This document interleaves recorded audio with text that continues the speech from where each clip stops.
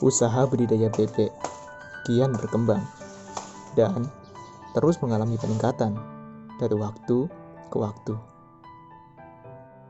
Oleh karenanya, dibutuhkan ketersediaan DOD atau bibit bebek yang baik dalam jumlah yang memadai tentunya.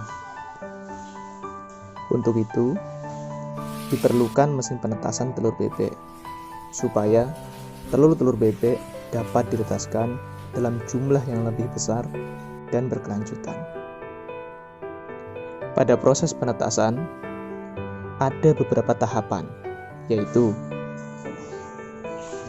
pada tahap pertama, memasukkan dan menyusun telur bebek ke dalam mesin tetas. Susun telur bebek secara perlahan dan berurutan ke dalam mesin penetasan. Letakkan telur bebek pada rak yang ada di dalam mesin penetasan. Kemudian, pastikan telur bebek yang akan ditetaskan adalah telur yang sudah kita pilih dan jelas kualitasnya. Sebaiknya, ambil telur bebek dari perbandingan antara 1 jantan dan 5 betina.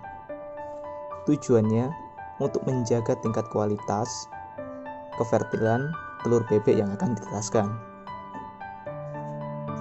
Telur bebek yang akan dimasukkan ke dalam mesin penetasan haruslah telur yang kering, punya ukuran besar atau ideal, tidak pecah, dan tentunya fertil. Pada tahap kedua, melakukan penyortiran secara berkala. Selama proses penetasan telur bebek, kita akan melakukan 3 kali proses penyortiran. Penyortiran yang pertama, kita akan lakukan pada saat 5 hari setelah telur bebek masuk ke dalam mesin penetasan. Penyortiran yang kedua, kita akan lakukan pada saat 15 hari setelah telur bebek masuk ke dalam mesin penetasan. Kemudian, penyortiran yang ketiga, kita akan lakukan pada saat 20 hari setelah telur bebek masuk ke dalam mesin penetasan. Telur fertil yang baik akan memiliki embrio di dalamnya. Embrio ini sebenarnya sudah dapat dilihat dengan jelas pada 3 hari setelah telur bebek kita masukkan ke dalam mesin penetasan. Ciri-ciri telur berembrio akan ditandai dengan keluarnya bintik hitam, disertai dengan serabut-serabut menyerupai garis pada bagian dalam telur. Tanda itu akan terlihat dengan jelas pada saat telur tersebut kita sinari dengan sinar yang terang dan juga fokus, seperti menggunakan kertas yang digulung, kemudian kita sinari dengan lampu senter, atau hanya cukup dengan disinari menggunakan lampu senter HP Android di tempat yang gelap agar dapat terlihat dengan lebih jelas. Suhu yang baik selama proses penetasan telur bebek adalah antara 37 sampai dengan 38 derajat Celcius dengan tingkat kelembaban antara 60 sampai dengan 70%.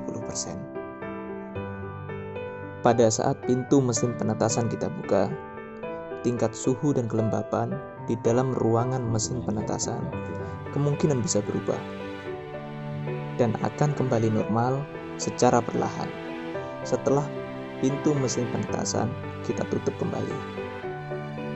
Apabila suhu dan kelembapan masih belum sesuai dengan yang kita harapkan, maka kita dapat menyesuaikan kembali jumlah lampu bohlam dan air di dalam nampan.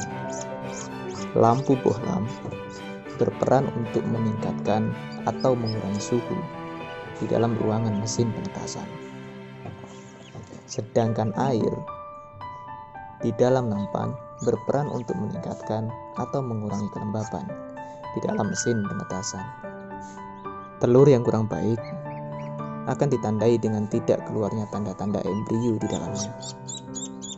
Artinya, telur yang tidak berembrio besar kemungkinan tidak akan bisa menetas dan menjadi DOD atau bibit bebek. Itulah kenapa pentingnya memilih telur bebek yang baik dan berkualitas sebelum dimasukkan ke dalam mesin penetasan. Setelah 28 hari telur dimasukkan ke dalam mesin penetasan, telur-telur bebek tersebut akan mulai menetas secara bertahap. Telur-telur bebek yang sudah menetas dan telah menjadi DOD atau bibit bebek akan dipindahkan ke box penampungan sementara sampai fisiknya kuat. Kemudian DOD atau bibit bebek yang sehat, aktif, dan tidak cacat sudah siap dikirim atau diambil sendiri oleh konsumen. Bagi para peternak yang sedang mencari referensi penyedia DOD atau bibit bebek yang baik dan berkualitas, saya sudah sertakan nomornya di kolom deskripsi. Silahkan klik tombol subscribe dan nyalakan loncengnya untuk terus mendapatkan info-info menarik seputar usaha dan cara budidaya ternak. Jangan lupa terus dukung channel ini dengan cara like, komen, dan share. Semoga video ini bermanfaat untuk banyak orang. Sampai ketemu di video selanjutnya.